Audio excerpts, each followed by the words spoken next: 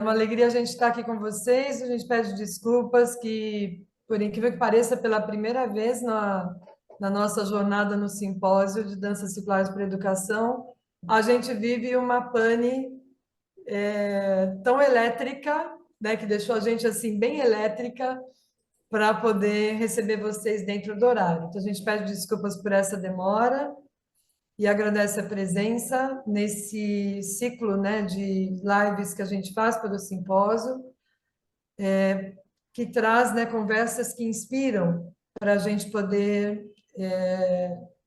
ir nutrindo o nosso percurso de dança também, e principalmente da dança circular nos ambientes da educação.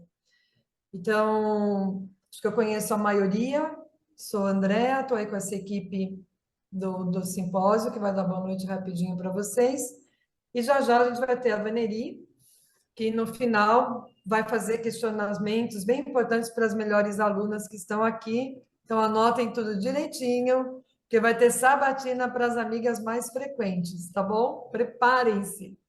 Eu vou passar para a Adriana a palavra e depois, quando chegar lá na Cris, ela passa para a Vaneri e a gente começa esse encontro gostoso, que parece que a gente está na sala com a família. Que bom ver Então, você. boa noite. Depois do susto, né? A gente agora respira com mais calma, mas é bom ver a carinha de vocês aqui de novo e a gente conversar um pouquinho com a Vaneri hoje. Eu quero sempre pontuar que eu amo Natal, então essa live, assim, eu vou anotar tudo que a Vaneri falar para depois fazer perguntas também. E é bom estar aqui mais uma vez, né? Eu sou a Adriana Aires, para quem não me conhece, eu também faço parte dessa equipe do Simpósio de Danças Circulares para a Educação. Então, passando a palavra para a Rê. Boa noite, todo mundo. Que bom que deu tudo certo. Um prazer estar aqui com essa equipe. A Adriana, a Cris, a Andréia e recebendo a Vaneri. Vaneri sempre muito querida, com tanta coisa para contar, para conversar, para compartilhar, para, né, nos encantar. Agradecida, Vaneri, por estar aqui com a gente, tá bem? Obrigadíssima. Cris? Oi, gente, boa noite. Nossa, isso aqui tá pura emoção hoje. Ai, meu coração. Eu não sei se eu tô mais agitada por causa da tecnologia ou por causa que estamos recebendo a Vaneri. Vaneri, é sempre um prazer estar bebendo aí dos seus conhecimentos e tal. Estou muito feliz de estar com você. Adoro essa parte toda de simbologia, de histórias, como todo mundo que está aqui, né? Então, vamos embora, vamos tocar isso, porque já perdemos um tempinho. Boa noite, turma querida. Muito bom estar aqui com todas. Quero agradecer muito esse convite especial dos Conversas que Inspiram e todo o trabalho que a educação realiza para a construção de um mundo melhor, onde as danças circulares se fazem uma ferramenta fundamental. Hoje nós vamos falar um pouco sobre as festividades natalinas. Eu espero dar conta do recado. Tem muitas possibilidades da gente fazer, abranger esse tema. E, a partir do convite das meninas, eu escolhi o tema As festividades natalinas e a dança no céu. Então, eu peço que vocês façam as suas perguntas, escrevam. As meninas estão recolhendo essas informações e as nossas queridas organizadoras, quando julgarem pertinente, se no meio de algum momento quiserem dar uma interrompida para responder algumas perguntas e depois dar continuidade, fiquem à vontade, tá, queridas organizadoras? Vou compartilhar com vocês esse breve material. Vamos lá, então, gente. O que a gente tem a falar dessas festividades natalinas e a dança no céu? Por que festividades, né, turma? Porque não é só o Natal. Vamos começar falando do que a igreja nos traz enquanto Natal. Tem um ciclo natalino onde nós vamos encontrar pelo menos 3 grandes rituais ou 3 grandes propostas. A primeira delas é o ciclo do advento. Advento vem do termo, seu termo significa chegada, e a gente vai ter no advento uma comemoração que inicia com 4 domingos antes do Natal. Antes do Natal, tendo 4 domingos, a cada domingo nós acenderíamos uma vela. teríamos 4 velas, da forma como vocês veem aí, 3 roxas e uma rosa, é a forma mais tradicional. Numa guirlanda com folhagens verdes. E essas 2 primeiras velas, os 2 primeiros domingos antes do Natal e o 4º domingo antes do Natal, a cor é roxa. E, normalmente, o roxo está ligado, na tradição católica, à penitência. Mas, no 3º domingo que antecede, a vela é cor-de-rosa. Esse 3º domingo que antecede, ele também é chamado de Gaudete, dentro da tradição católica. E dentro da... Eu sei que também algumas linhas adventistas realizam também o advento. E essa 3ª rosa é a rosa da alegria, Gaudete, que é acesa no 3º domingo, anunciando que, apesar da penitência, uma boa nova virá também. Por que penitência? Porque nós sabemos que o Cristo depois irá morrer e ressuscitar. Né? Nós estamos falando dentro da tradição católica, e vamos ver aonde esses símbolos vão parar. Tá ok? No dia de Natal, é costume também colocar uma grande vela branca no centro, simbolizando a chegada do menino Deus. Então, aqui nós fechamos esse ciclo do advento, com o dia de Natal colocando a vela no centro. Reparem, 4 velas e uma no centro, tá? Em seguida, o próprio Natal, essa 5ª vela, faz parte do ciclo natalino. Na tradição cristã, a gente vai ter o dia 25 de dezembro, como sendo o dia consagrado ao Natal. Não são em todas as tradições, a gente vai ver que algumas mantiveram o 6 de janeiro, e nós vamos falar disso já já. Mas Natal, nascimento, faz referência ao nascimento do menino Jesus, nessa data de 25 de dezembro. E ainda dentro do ciclo natalino, nós teremos a chegada dos Reis Magos, a adoração dos magos ao menino Jesus, que ocorre em 6 de janeiro. Tradicionalmente é quando nós desmontamos os nossos enfeites. E é chamado também do momento da epifania, do momento da manifestação do divino. E esses 3 reis magos que chegam simbolizam o reconhecimento desse divino sobre a face da terra. Isso nós estamos falando dentro da tradição católica, esse ciclo natalino que se encerraria no dia 6 de janeiro. E agora eu gostaria de propor para vocês algumas reflexões. E vocês podem fazer as suas anotações, caso julguem importante.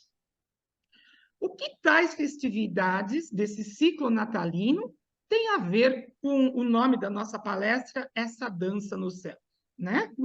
O que a dança no céu tem a ver com o Natal, gente? Tudo. E até muito antes do Natal cristão. Vamos acompanhar um pouquinho esse processo histórico e simbólico?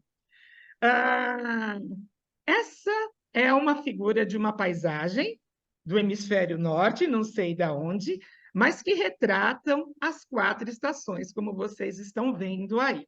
Essa mesma paisagem ganha diferentes roupagens, dependendo da época do ano, dependendo da estação em que está, tá ok? Só que essas estações, elas têm pelo menos 2 marcações muito distintas, tá? Elas são cíclicas e temos 2 dessas estações que falam sobre expansão de vida sobre o planeta. E 2 outras que falarão sobre contração de vida sobre o planeta. As 2 que falam de expansão, primavera e verão, o rompimento do gelo, a chegada da luz cada vez mais exuberante e a presença do calor, então nós temos expansão de vida. E quando chega outono e inverno, essa vida se recolhe, a claridade vai se recolhendo, o calor vai se recolhendo. Estamos falando de hemisfério norte de forma mais marcada, tá bom, turma? Sempre lembrando disso. E nós teremos contração de vida. Então, só para a gente lembrar, fisicamente ou astronomicamente falando, isso se deve função desse eixo aqui, inclinado da Terra. Se o eixo não fosse inclinado e fosse retinho, nós não teremos estações. Vocês podem ver essa foto aqui, desse eixo inclinado. Nós estamos tendo o verão no hemisfério sul, como agora. Pega muito mais sol na parte baixa do que na parte alta, só em função dessa inclinação. A Terra é uma bailarina que fica rodando em torno de si mesma, como essa cor-de-rosa que vocês estão vendo aí, e graças à sua inclinação, a vida acontece sobre a face da Terra com expansão e contração, com mais presença de luz e calor ou menos presença de luz e calor. E convenhamos que se não fosse uma dança, não existiria vida da forma que há sobre a face da Terra. Supondo que essa bailarina não rodasse, metade desse planeta estaria sempre voltado à escuridão. Não teria luz do sol e não teríamos vida. E a outra metade sempre voltada para o sol. A Terra ficaria ressequida e não teríamos vida, salvo talvez numa pequena região dos trópicos, no que tange a parte que estaria voltada para o sol. Então, antes de mais nada, é graças a uma dança em torno de si mesma que nós temos vida. E, graças a essa inclinação, que esse colorido, essa variação de vida acontece. Se a gente for lembrar disso agora, eu estou colocando isso aqui ao longo do ano, nós vamos ter 4 grandes estações. E essas 4 grandes estações se relacionam com maior ou menor quantidade de luz sobre o planeta. Aí vem o nome, equinócio, vocês conhecem do latim equilíbrio, equilátero, iguais, tá ok? E notium, noite. Então, equinócio deriva de noites iguais.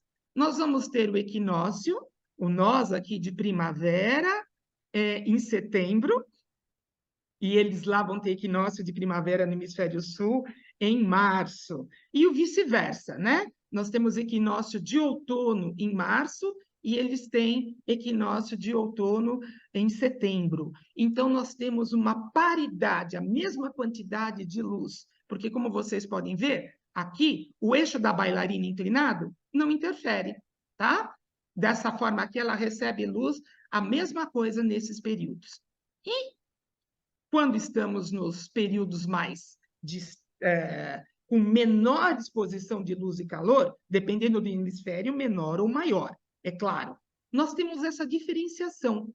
O Sol, esse nome vai chamar solstício, e nós vamos ver por quê, que vem de sol statum. Statum vocês conhecem de estacionamento, sol parado. Por que no solstício de inverno ou no solstício de verão se recebe o nome de sol parado? Vamos entender por quê, para a gente entender por quê do Natal. Tá ok? Estamos juntos, gente? Vamos continuando. Peguei aqui essa figura, só para a gente ver a posição do Sol nos solstícios e equinócios. Como que a gente enxerga o Sol no dia a dia? Turma, vamos supor que nós estamos aqui em março, no hemisfério... nós estamos em setembro. Esse Sol, ele nasce a leste e se põe a oeste. É equinócio, é a mesma quantidade. Conforme nós vamos caminhando para dezembro, esse Sol vai ficando mais alto no céu. Mais alto, mais alto. E depois ele começa, chega num ponto máximo, não tem como ir mais alto, ele começa a retornar, tá ok? Então, de dezembro, que aqui é verão, ó, por isso que ele está no ponto mais alto, ele vai retornando, vai chegando março, é equinócio, dias e noites iguais, até que ele vai descendo, descendo, descendo. Quando chega junho, turma, que é inverno, ele nasce e morre rapidinho. É pouca luz sobre a face da Terra. Ele nasce e cresce, morre rapidinho. E, em seguida, passou o solstício de junho, ele vai subindo de novo.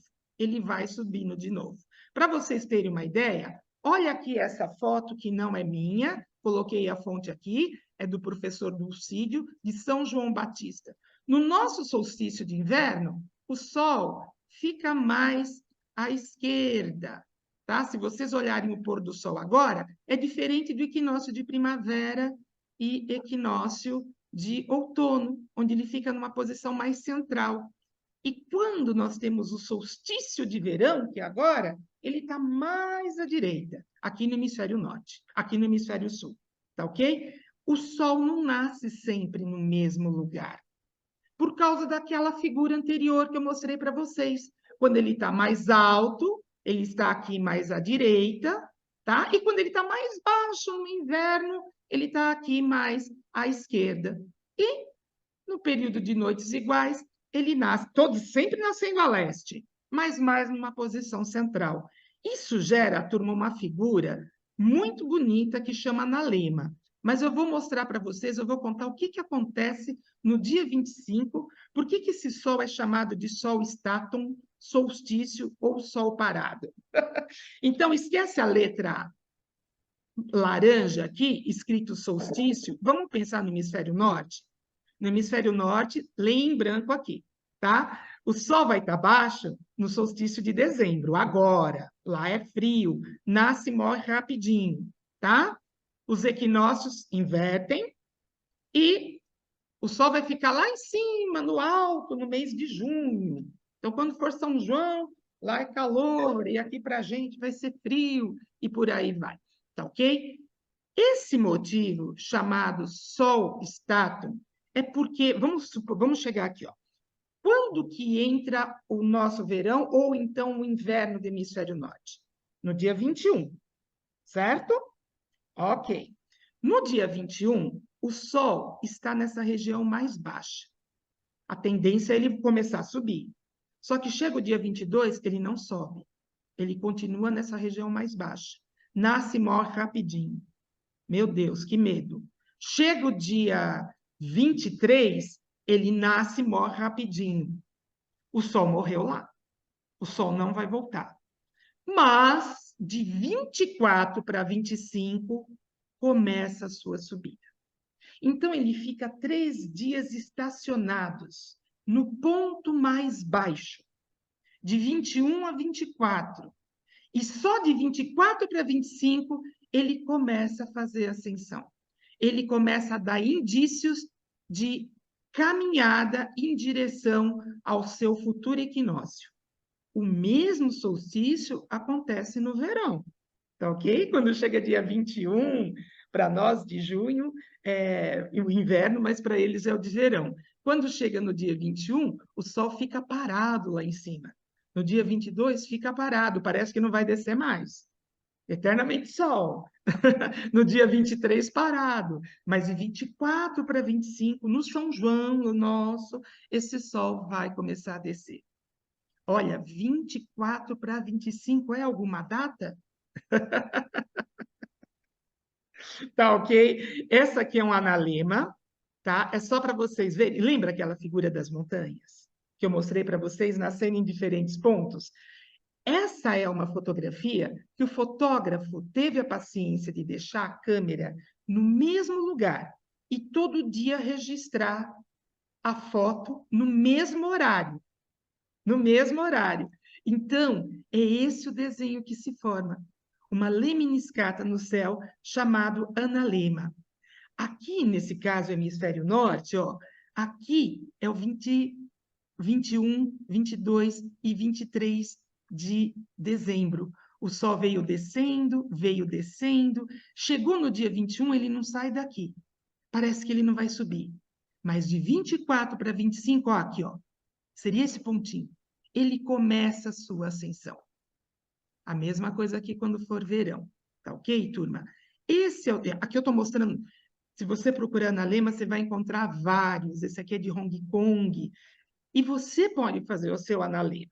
Você escolhe uma posição aonde você vê o sol ou se pôr ou nascer e todo dia você tiraria uma foto naquela câmera, naquele lugar. Sempre no mesmo horário. E você vai ter a construção do seu analema. Então, do dia 24 para o dia 25, nós temos esse momento mágico, onde a luz volta a renascer. Nós saímos das trevas, que pareciam que não ia sair mais, né? 21, 22, 23, pomba. Do 24 para o 25 começa. Nós temos um processo de regeneração de luz e vida sobre o planeta. Se não já há vida, porque ainda é inverno no dia 25, mas a promessa de que esse sol começou a caminhar, a promessa da vida nova, a promessa da regeneração. Não é para menos que nós temos o nascimento do Senhor na tradição cristã nesse dia. Mas esse nascimento do Senhor nesse dia, antes de haver o cristianismo, já foi observado e outras divindades teriam tido o dia 25, do 24 para o 25, como seu dia de nascimento. Nós vamos ter o deus Mitra, que é uma divindade antiga da Índia e da antiga Mesopotâmia, onde hoje está o Irã, tá ok? Que era ele foi muito cultuado em Roma, era o deus invicto, Solis Invictus, que era justamente comemorado como tendo nascido do 24 para o 25. Mas Tammuz, que é uma divindade da Mesopotâmia, um deus da vegetação, que morre e renasce, também teria nascido no dia 25, do 24 para o 25. A mesma coisa com Dionísio Baco, que tem várias histórias dentro da tradição grega, romana. Ele tem a sua origem na Trácia. Trácia é aonde hoje seria mais ou menos a Turquia, tá? Nós vamos ter essa divindade que também teria o seu culto do 24 para o 25, como aquele que nasce. Vishnu, uma divindade hindu, por sinal portadora do disco solar, olha aqui no dedinho dele, ele girando, teria essa data também, e muitos outros, turma. Eu estou colocando alguns aqui, inclusive Osíris. Osíris que morre e vai para os mundos inferiores, e a partir dos mundos inferiores ocorre a soteriologia, a salvação da alma. É Osíris que está lá fazendo a distinção da alma que fica ou da alma que prossegue, da alma que vai ter salvação. Osíris também teria essa data. Todos esses deuses que eu peguei para vocês aqui, mencionando essa data, eu não estou inventando. Eles estão na linguagem perdida do simbolismo, do professor Harold Bailey, que vocês poderão ler, da editora Cultrix. Mas existem inúmeros outros autores que falam a respeito dessa data específica, aonde a gente vai ter o retorno da luz sobre a face da Terra. Eu peguei aqui alguns dados sobre Mitra, porque o Deus cultuado um pouco antes da tradição cristã, vocês estão vendo que o culto oficial dele para o dia 25 foi instituído pelo imperador Aureliano, em 273 DC. O cristianismo já existia, mas ainda não era aceito pelo Império Romano. O cristianismo, nessa fase aqui, ele era perseguido. E o imperador Aureliano, eram tantos os soldados romanos que cultuavam o deus Mitra, que ele oficializou o dia 25 de dezembro como o nascimento do Sol Invictus, em latim, Natalis Solis Invicti, que é essa divindade que vocês estão vendo aqui, o nascimento do Sol Invicto. Daí vai vir o Constantino, né, gente, em 312, dependendo de como a gente olha a data, em 317, o imperador Constantino, ele passa a ser cristão. Então, Constantino permite que a cristandade tenha sua vez e voz, e não sejam mais perseguidos.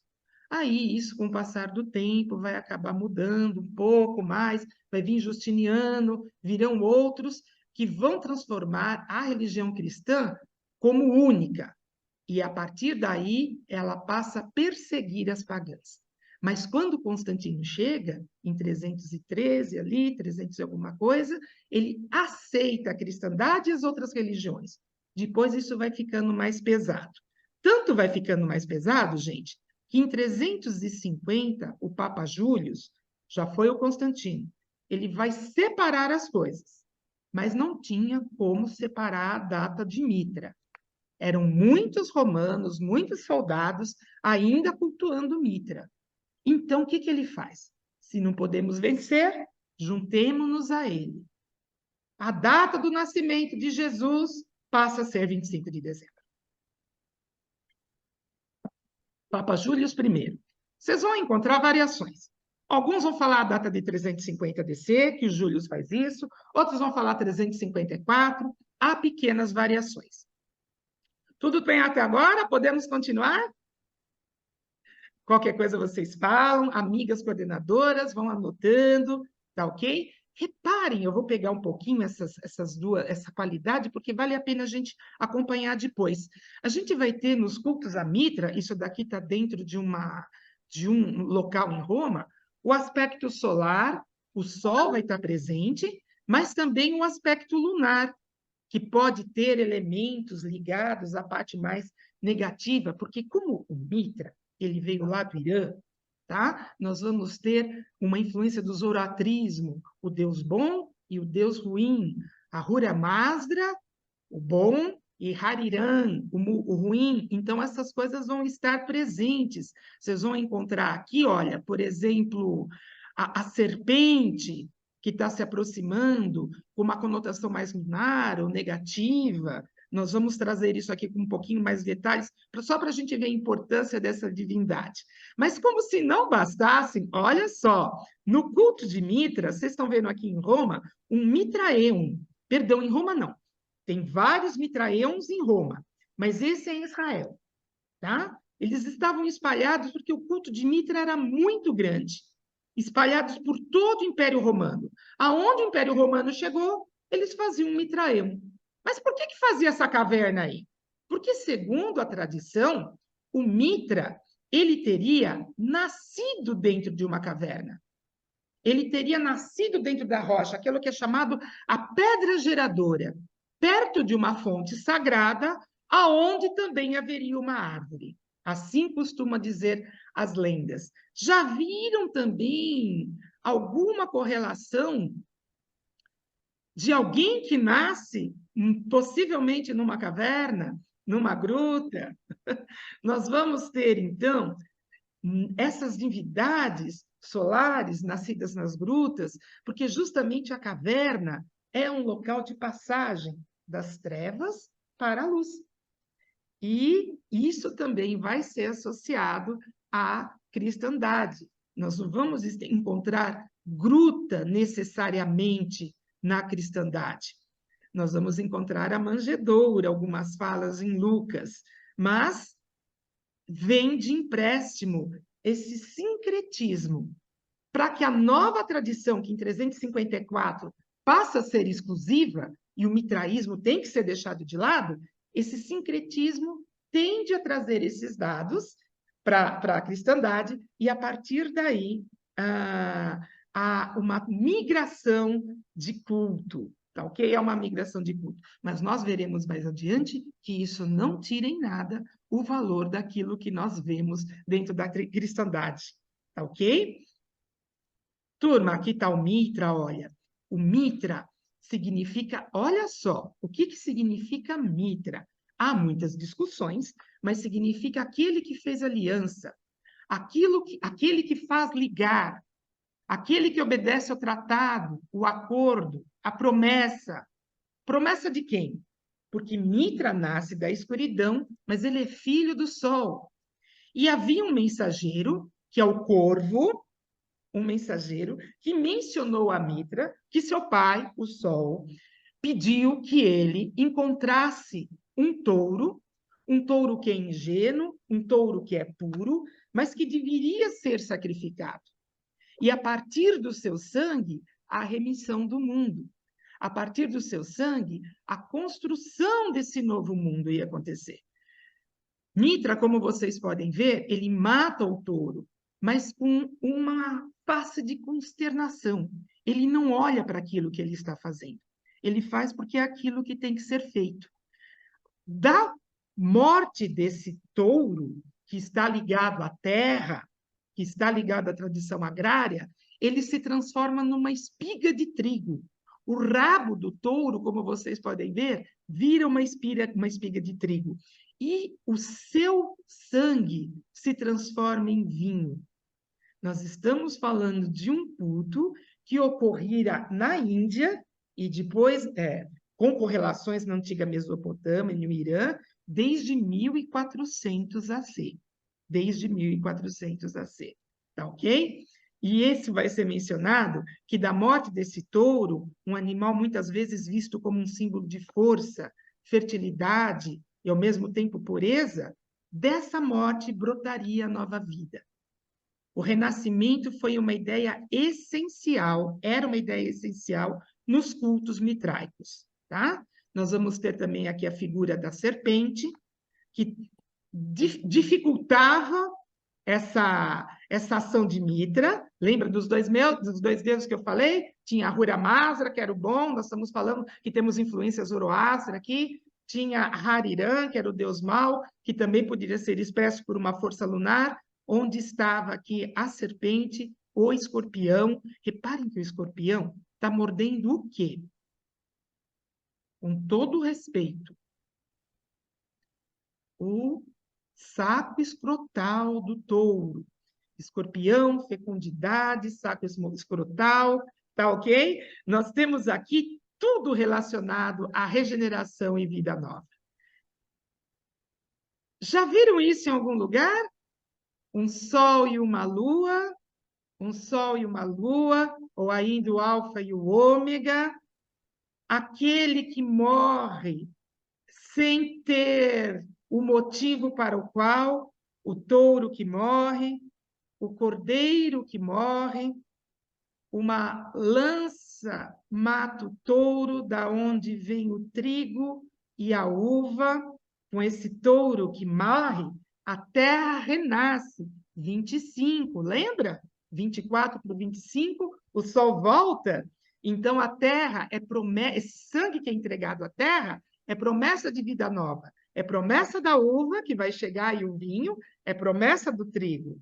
E nós vamos ter, na tradição cristã, o Cordeiro de Deus, que morre para livrar os pecados do mundo, para trazer a regeneração. Aqui vocês estão vendo nesse símbolo uma faca também, e aonde o vinho e o trigo serão igualmente comemorados, ou trazendo a vida nova. E aqui me permitem um parênteses, porque o trigo em si é trigo, é algo da natureza, e a uva em si também é algo da natureza. O processo de transmutar o trigo em pão, o processo de transmutar a uva em vinho, é uma transmutação que nós, dentro da cristandade, e acredito que nos outros períodos também, é algo que nós devemos fazer em nós mesmos. A materialidade do trigo que nos habita deve ser aperfeiçoada no pão que podemos vir a ser. A materialidade do vinho que nos habita, do nosso sangue, deve ser do vinho não, da uva, né? Deve ser transmutada no seu melhor, no vinho. Então, quando comungamos, nós estamos fazendo um convite de transmutação. Um convite de transmutação, onde nós passamos a seguir uma etapa de transmutação do nosso ser em algo muito melhor, baseado na doutrina cristã, se a gente pensar na comunhão cristã. Mas a gente está vendo inferências de outros tempos aqui. Meninas, vocês vão me dando um tempo, vocês vão me dando um toque com relação ao tempo, porque eu vou indo, tá bom? Tranquilo até então, gente? Podemos continuar? Nós vimos esses paralelos? E agora eu queria falar para vocês um pouquinho da adoração dos magos, que vai ocorrer em 6 de janeiro, na tradição cristã católica, mas que em outras tradições ainda acontece com a natividade nesse 6 de janeiro. Tá? É a festa da Epifania, a adoração dos reis magos. Epifanes é luz, epi é sobre, aquilo que se fala sobre a luz, aquilo que vem depois da luz. A luz chega e depois ela é reconhecida. Epifanes, tá? Ou também o reconhecimento da palavra final, epílogo. A gente vai encontrar a mesma possibilidade. A última grafia, ou aquilo que se fala após a grafia, epígrafe, e por aí vai. Então, epifania, a manifestação da luz, depois que ela aconteceu, ela é reconhecida. É quando os 3 reis magos chegam. E o que acontece no dia 6 de janeiro? Se não no dia 6 de janeiro, próximo. Vamos de novo ver o desenho no céu? Turma, o Sol está aqui e a Terra dando volta em torno dele. A Terra não dá volta em torno do Sol num círculo perfeito, mas numa elipse. E para ajudar nessa elipse, ou seja, numa elipse nós temos pontos mais próximos do Sol e pontos mais distantes. Esse Sol, ele não está no centro. O Sol, na verdade, nesse desenho, o Sol estaria até um pouquinho mais para cá, ó, e a volta dando, e a Terra dando ao redor. Então, nós teremos dois pontos importantes. Teremos o periélio, que acontece entre 3 a 7 de janeiro, tá? 4, 3, 6, dependendo do ano. É quando a Terra passa mais perto do Sol. E afélio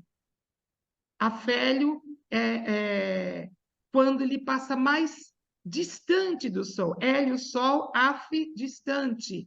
Peri, perto, próximo, né? Nas proximidades. Periferia, tá ok? Nas proximidades. Então, gente, no dia 4, 7, 6, é quando a gente tem o Sol mais perto da Terra. E quando que é o dia de Reis? Não tem a ver com o dia mais quente, tá, gente? O dia mais quente tem a ver com a inclinação, que é o verão lá, para nós aqui no dia 21. Quando que essa luz está mais próxima da Terra? É quando o Cristo se manifesta para todos os povos. E, teoricamente, quando o Cristo se manifesta para todos os povos? Na Epifania dos Reis Magos, porque são reis de diferentes etnias. Nós temos um negro, que representa o povo africano, nós temos um homem do Oriente, representado por esse rei de uma tendência mais...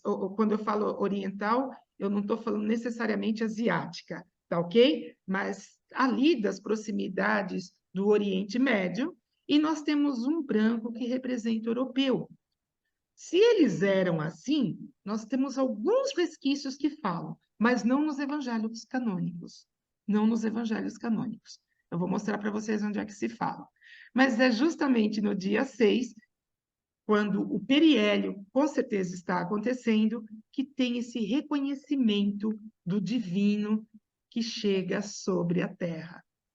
E, além disso, os 3 reis magos têm outras qualidades. Vocês podem ver nos rostinhos dele. São rostos, imaginando o humano. O que dá para a gente perceber aqui? Em termos de idade. Perceberam? Mais jovem, a idade adulta e a idade mais velho. Então, nós vamos ter essas características presentes nos Reis Magos. Seria à toa o estágio do homem presente no reconhecimento do divino sobre a face da Terra? Seria à toa que estariam essas 3 idades para reconhecer o Cristo? E ainda também, quem é tradicional, quem gosta de montar o presépio de forma tradicional, vai ter 3 diferentes montarias. O cavalo representando o povo europeu, o camelo representando o povo oriente, e nós vamos ter o elefante, que às vezes está no presépio também, representando o povo africano. Então, nós vamos ter, ou o contrário, o elefante representando o povo Oriente Médio, perdão, e o camelo, estou lembrando do Egito agora, representando o povo africano. Então, as montarias também têm todo esse desenho. Tem todo um simbolismo por detrás que tem essas referências. Aqui eu estou colocando epifania em grego, tá? Epifania, como eu falei para vocês, né? Epi é aquilo que vai estar anunciando sobre, né? Está por cima, aquilo que vem depois da manifestação, fanes, luz, manifestação. Então, é o reconhecimento desse divino. a adoração dos 3 reis magos. Da onde vem, gente, essa história de reis magos? Porque reis magos e natividade era tudo junto. Isso foi separado lá em 354, para separar as festividades, também separaram os reis magos, mas não em todo lugar. Os armênios continuam mantendo junto a natividade do Cristo, os cristãos, né? Armênios, os coptas, muitos ortodoxos, os sérvios, os monges no Monte Athos mantêm o dia 6. Tem troca de presente, tá? Tem tudo no dia 6. Eles não aceitaram o que o Júlio colocou em 350 ou 354. Eles não tiveram esse aceite. Então, tudo estaria junto. Essa manifestação não tinha a ver com 25. Lembra que o 25 foi meio forjado? O Júlio pegou e falou assim, Cristo, você nasceu no dia 25, para cobrir o Mitra, tá? Aqui a gente vai ter, ainda no 6 de janeiro, que bate com a Epifania, que bate também com o periélio, como vocês viram. E essa história de magos, onde a gente sabe o nome deles? Onde a gente sabe essa história de presente que eles trouxeram? Não estão nos livros canônicos. Mas tem outros livros, além dos apócrifos, que são considerados base dentro da cristandade, apesar das pessoas não falarem muito deles. Um é Excepta Latina Barbari, escrita em 500 depois de Cristo, e tem também um doutor da igreja, dos mais ou menos século VII, que era Beda, o Venerável. Eles vão falar a respeito dos reis magos, que eram magos justamente porque eles eram sacerdotes de Zoroastro, reconhecendo essa nova manifestação. Seja lá qual o nome que tinha, já foi Mitra, Mitra não sustenta mais, já foi Vishnu, nesse novo momento ele não sustenta mais a mensagem, já teve tantos com tantos nomes, mas agora eles reconhecem que é essa mensagem, a partir dessa criança que nasce, que vai sustentar a mensagem. E nesse reconhecimento, eles levam os seus presentes. Então, nessa Excepta Latina Barbari, vai se falar assim, olha, no tempo de Augusto, nas calendas de janeiro, os magos ofereceram os presentes e adoraram-no. Os magos chamaram Pixarea, que foi conhecido como Baltazar, Melchior e Gaspar, que foi conhecido como Gaspar, só para a gente ter uma ideia. E Beda, o Venerável, ele vai mais longe. Ele vai falar o seguinte, eram magos, aqueles que deram presentes ao Senhor. O primeiro diz ter sido Melchior, um homem velho, de cabelo branco, com longas barbas e melenas. Ofereceu ouro ao rei Senhor. O segundo, chamado Gaspar, jovem imberbe, sem barba, né?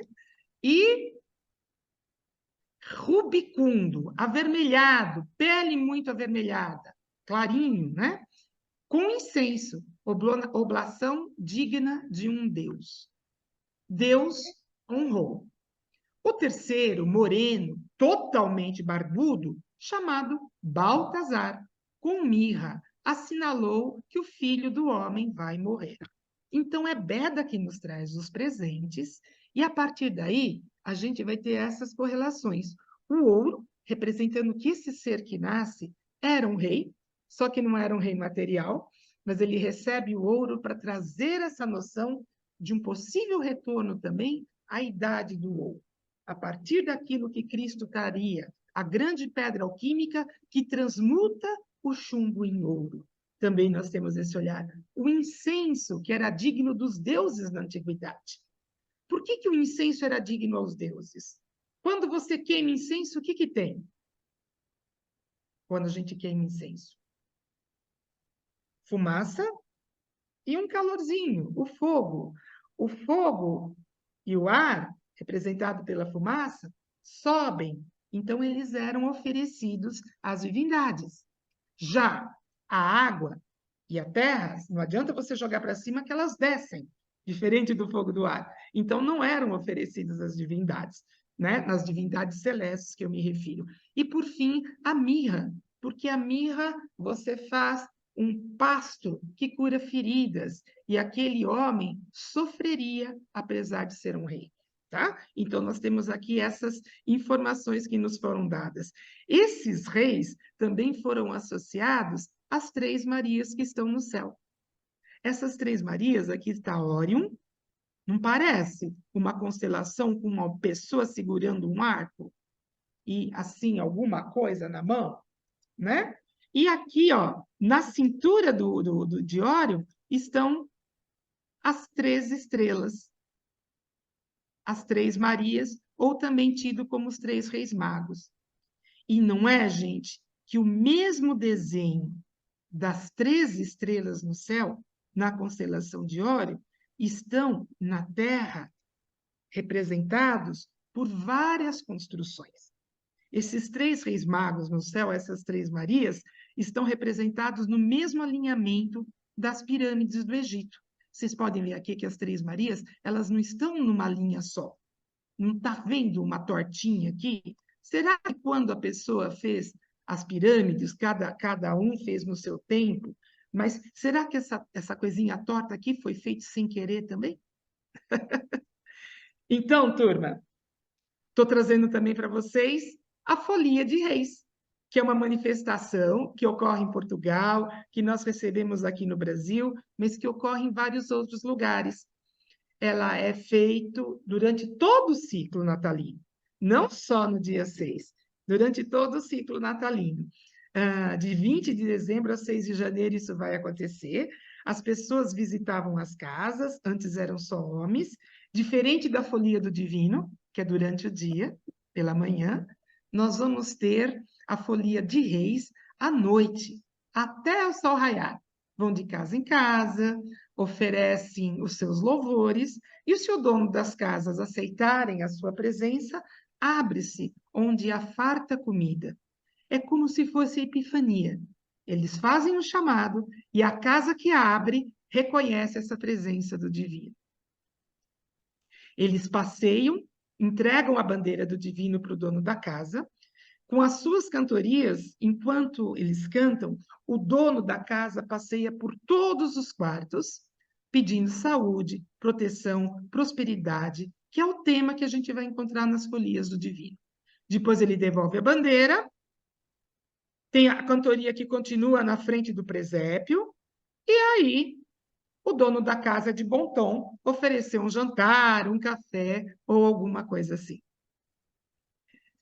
Gente, só para a gente ir trabalhando essa primeira parte nossa aqui. Nós falamos do advento, 4 velas, 4 dias antes, tá? E a vela central no 5º dia, aonde nós temos o nascimento do menino Jesus. Essa coisa de 4 pontos e 1 no centro, lembra alguma coisa? Da dança no céu? As 4 estações, a luz que tudo nutre no centro, estão presentes também. E, normalmente, nós vamos ter esse elemento do verde, normalmente isso aqui é feito de pinheiro, porque mesmo no inverno, ele não morre, tá? O verde de um pinheiro, por exemplo, é feito da folha que não morre. E aqui vocês estão vendo a luz, aquela vela chamada Gaudete, que é no 3º dia, no 3º domingo do advento que se acende. Nós não temos uma estação da alegria? Das 4 estações, onde literalmente a vida nova, o gelo começa a derreter e a vida começa a acontecer, nós estamos falando da primavera, tá? Então, nós temos aqui as 4 estações, nós temos esse simbolismo presente aqui, e essa folha que não perde o verdor. A mesma coisa está aqui nas grinaldas que nós colocamos nas nossas janelas, com o mesmo simbolismo, tá? Reparem que essas atividades antigas, nós tínhamos também o galo, que era o símbolo daquele que anunciava a luz sobre as trevas. O galo não canta no alvorecer, anunciando o dia novo que chega? Esses deuses solares, a gente viu vários deles, tá? Que são salvadores, eles que penetram no mundo, porque esse dia de 24 para 25, mas é outro tema para a gente falar em outro momento, era chamado o portal dos deuses. Quando a luz está mais escassa sobre a face da terra, é quando os deuses chegam, chamado de portal dos deuses. E a partir da sua chegada, a luz começa a renascer. Então, esse galo, ele é a própria anunciação da luz. E conta-se que nessa data, de 24 para 25, ele canta a noite inteira, nas mais variadas tradições. E a gente tem uma missa que chama como? Né? A missa do galo. E que ninguém, se você procurar, ninguém vai saber o nome. Pode procurar, ninguém fala exatamente de onde veio esse nome, missa do galo. Tá? E estou só trazendo mais alguns elementos para a gente poder ver a árvore que a gente monta, a árvore de Natal. Antes de falar propriamente da árvore de Natal, só para a gente poder lembrar, tá? A árvore, enquanto eixo do mundo, nas mais diferentes tradições, é aquela que liga o céu e a terra, esse representante da verticalidade. E os seus galhos teriam relação, aqui, por exemplo, eu peguei a árvore viking, tá ok? Com os vários mundos intermediários entre as profundezas da terra e o plano celestial. A árvore tem esses vários níveis, do subterrâneo, o nosso plano, outros planos, até chegar no plano mais alto. Esse eixo do mundo, ele é válido como forma de fazer a conexão dos deuses, os espíritos e as almas de diferentes planos, tá? Que a gente vai ter aqui. E as árvores, assim como os humanos, são os únicos que se verticalizam. De todos os seres viventes sobre a face da Terra, desde a mosca que voa assim, o peixe, um réptil, um cavalo, todos estão no mesmo plano em relação à Terra. Mas nós, humanos, assim como as árvores, verticalizamos. Os símios ainda não verticalizaram totalmente, os orangotangos e coisas assim. Então, da mesma forma, há um prenúncio de que nós podemos ser esse eixo do mundo. E isso é história para um outro motivo, mas eu estou mostrando a importância da árvore. A árvore morre no inverno e renasce na primavera, é cíclico. Ela dá frutos, dá nutrição. A árvore de Natal se mantém verde, apesar do período não ser fértil. E simbolizamos esses frutos com as bolinhas num momento que não há fruto. Então, essa árvore, eixo do mundo, com manifestações de vida, fruto, uma estrela em cima, já foi símbolo de renascimento antes mesmo da cristandade, e que a gente continua com esse maravilhoso simbolismo. Turma, para a gente encerrar nesse primeiro momento, nós falamos do 25 de dezembro, é uma dança no céu, porque é o sol estátuo, o sol parado, aonde a gente fica aqui um período, até que ele recomece a nascer novamente, já foi de Mitra, já foi de vários, e o Cristo é a última divindade que chegou sobre a face da Terra, que também está associado a esse dia. 25 de dezembro, o Analema, o solstício, tá? 6 de janeiro, o periélio, o ponto mais próximo do Sol. O advento, as 4 velas, com a vela central no meio, o desenho das 4 estações, com seus solstícios e equinócios, e o elemento nutridor no centro. Por isso que nós chamamos esse período das festividades natalinas e a dança no céu. Tenho mais a falar, mas antes disso, gostaria de saber se vocês têm se é um momento da gente fazer uma pequena pausa, e se depois eu posso continuar mais um pouco ou não, vocês me avisem. Enquanto eu bebo uma água. Vaneri, você pode tirar um pouquinho a apresentação? Claro, feito! Valeu. Gente, somos nós. E aí, como é que estamos? Tem uma pergunta da Eliane, deixa eu ver aqui, sobre as cores das velas. Eu fiquei curiosa também, Uhum. da A Elaine. Elaine. Elaine, É. desculpa, Elaine. Que ela fala sobre as cores. Quer Uhum. falar, Elaine? Aproveita que você está aqui.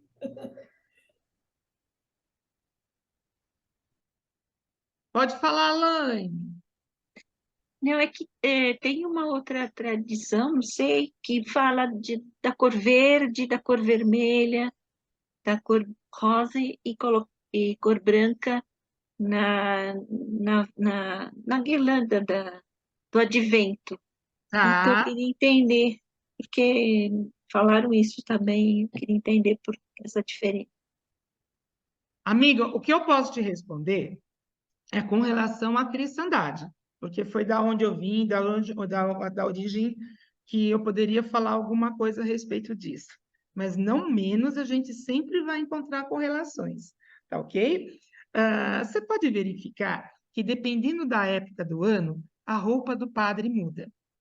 Nessa época do advento, se você for na missa, ele está usando o roxo, tá bom?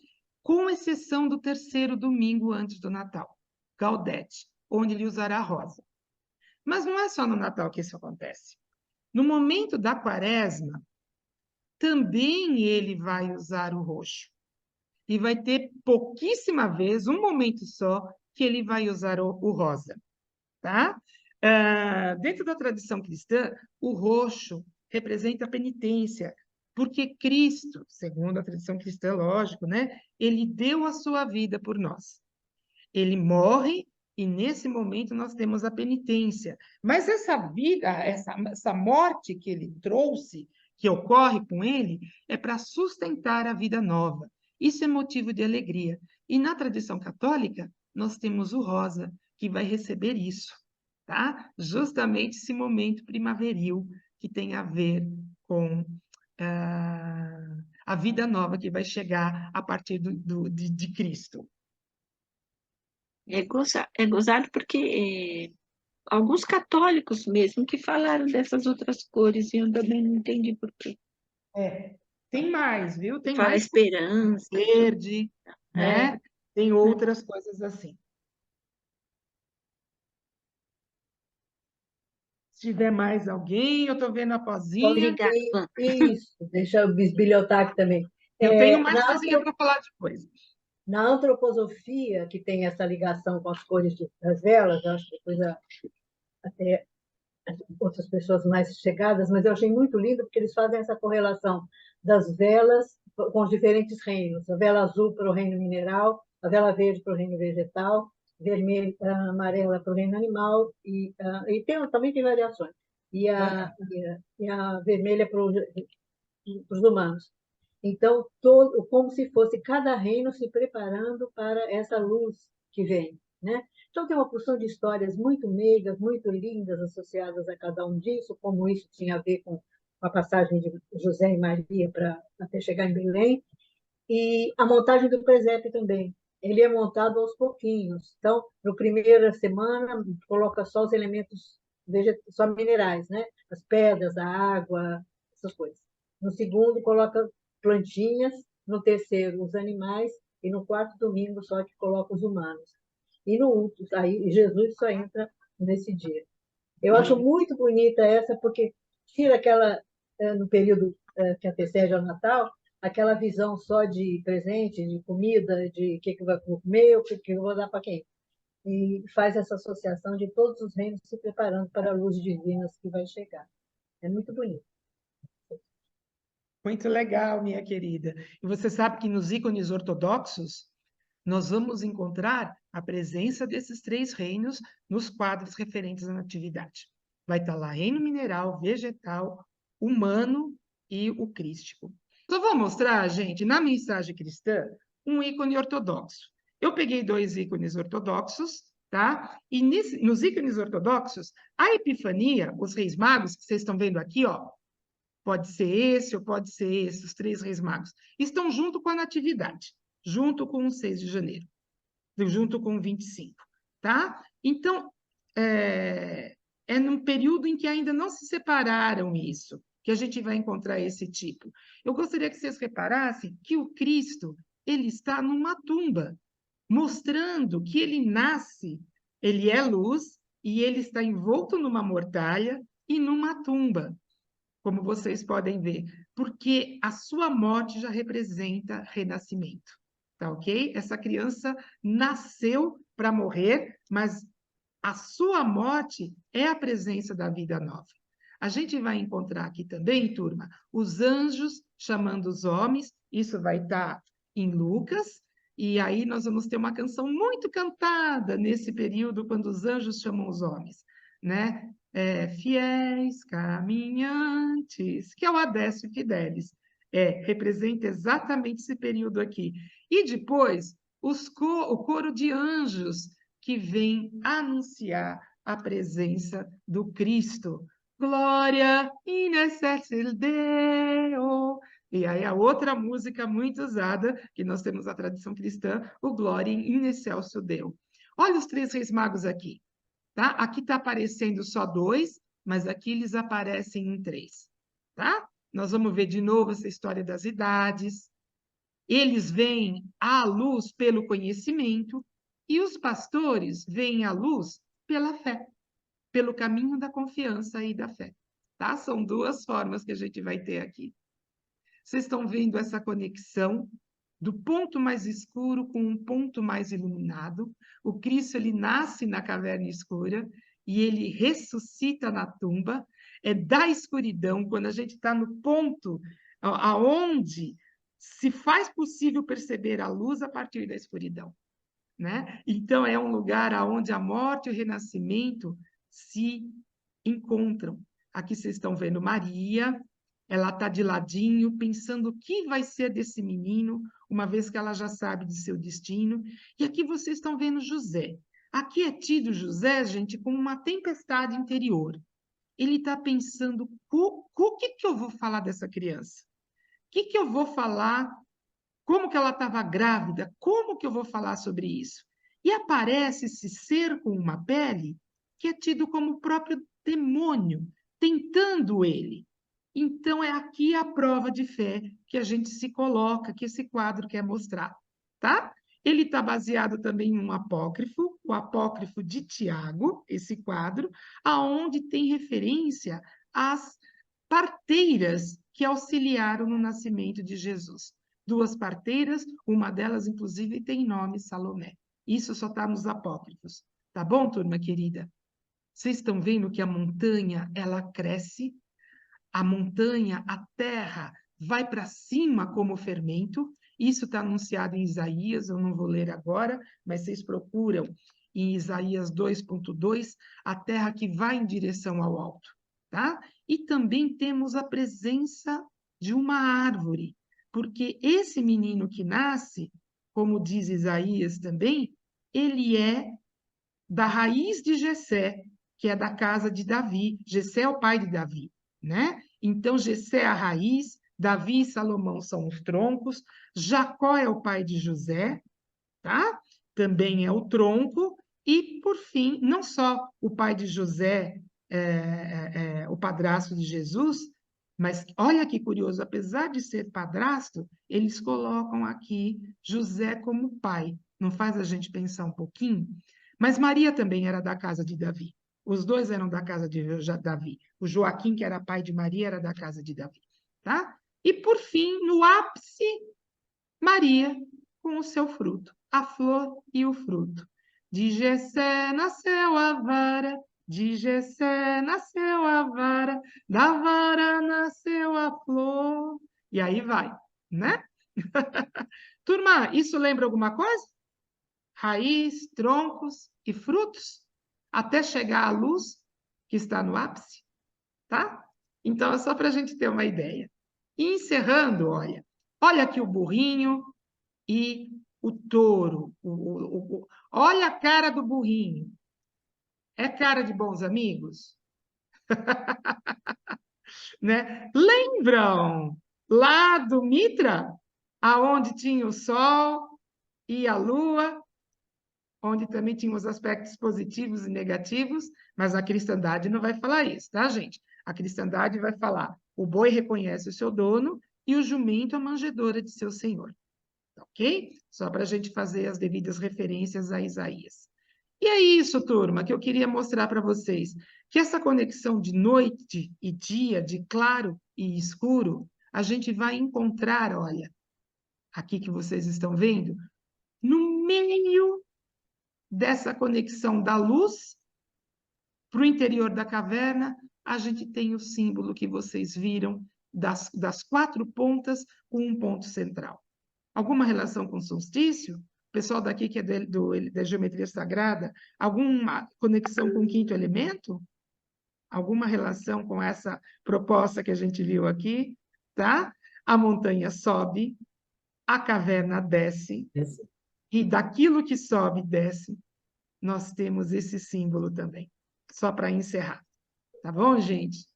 A montanha, ela representa o período original da humanidade, onde a gente estava ligado aos deuses, o local da verdade. A caverna nos lembra quando nós perdemos a conexão com essa verdade. Então, a gente tem que ir para o nosso interior para realizar a iniciação. O local de iniciação é a caverna, para a gente enxergar essa luz e promover esse renascimento. O Cristo que renasce, ou a proposta da ressurreição, não é morrer, nós morrermos para ressuscitar, mas é ressuscitarmos em vida. Enquanto estamos vivos, iniciarmos o nosso caminho de conexão com a luz. Porque, afinal de contas, a caverna do coração nos traz esse elemento, dessa conexão do de cima com o de baixo. Reside no coração, ao mesmo tempo, o ponto de vista onde cada um é um, onde somos separados enquanto manifestados nesse planeta, mas também reside o ponto de vista do princípio, onde todos somos uns. Os dois, montanha e caverna, são ilusoriamente distintos. Na realidade, é uma coisa só, porque na caverna está o espaço do renascimento para a montanha. E era isso.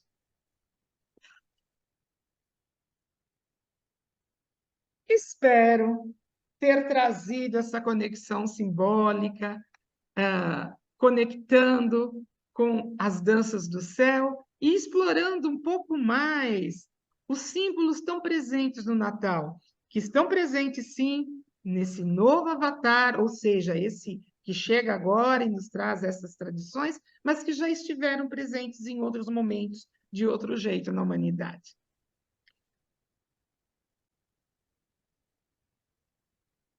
É isso, minhas queridas. Eu pego aqui um pouquinho, tá? Depois minhas parceiras aí completam. Vaneri, muito obrigada por essa viagem no tempo. Nossa, quantas coisas você faz. Nossa, aí que tem a conexão. Nossa, né? A história já vem há mais tempo. E que maravilha, né? A gente poder caminhar por tudo isso. Infelizmente, turma, a gente teve um tempo, né, meio que tumultuado por questão da tecnologia aqui. Então, a gente acho que não consegue estar abrindo para muitas perguntas nem nada, porque senão a gente também ficaria, alongaria, como a Renata falou, assim, tem muita coisa para saber, muita coisa para falar. Ótimo, obrigada. Dri, Nossa, que Dri. maravilha, hein? É tão interessante, né, a gente conhecer mais para poder passar por esses símbolos, porque eu estou montando minha árvore, ainda não acabei, e agora ela vai ter outro olhar, né? Eu vou montar essa árvore de outra maneira. E fiquei aqui me perguntando por que eu entrego presente mesmo dia 25, agora eu só quero entregar dia 6. Presente dia 6, gente. Faz muito mais sentido para mim. Eu vou começar a mudar isso na minha família. Pronto. Valéria, amei, assim, é muita informação mesmo. Eu vou querer mais também. Quis dizer, o 25 é importante. A luz começa a mostrar que vai voltar. Então, é igualmente bem-vindo. Não, acho, mas eu achei que a troca do presente no dia 6 faz mais sentido. Não para mim, né? depois que você falou, assim, para mim fez mais sentido. Porque é engraçado como a gente só vai reproduzindo o que a gente aprendeu na infância, né? Porque os avós fizeram, meus pais, e aí a gente meio sem consciência mesmo, né? É só, é o Natal, troca o presente. Então, com saber fica mais gostoso, eu acho. Vaneri, você é sempre um mundo de informações maravilhosas, é tão bom revisitar assim dessa maneira, né? Esse simbólico tudo, todas essas conexões, esses links que você faz, e as imagens que você traz para fazer os links da bailarina. É lindo demais, Vaneri. Parabéns por esse seu imaginário todo e seu coração enorme de poder compartilhar isso tudo com a gente. Com certeza o Natal fica diferente depois de te ouvir. Obrigada, viu, Vaneri? Fantástico. Esse vem de Obrigada. volta depois do Dia de Reis. Opa! Obrigada, Vaneri. Eu que Obrigada, meninas, agradeço. também pela parceria e por todos os participantes. Ivane, a nossa maior alegria é que a gente começa com você trazendo esse movimento nesse final de ano e a gente vai ter você sacudindo a turma no terceiro simpósio o ano que vem, né? Então, é gostoso a gente poder, né, trazer você para perto, para essas provocações que você faz tão bem. E eu vou votar para que o presente seja entregue no dia 6 de janeiro, para eu ter chance de ganhar 2 presentes, porque quem nasce no 23 de dezembro, aí no quietinho do sol, tem que batalhar o presente de Natal. Então, seria mais justo se fosse dia 6, daria mais tempo, né? Mais distância.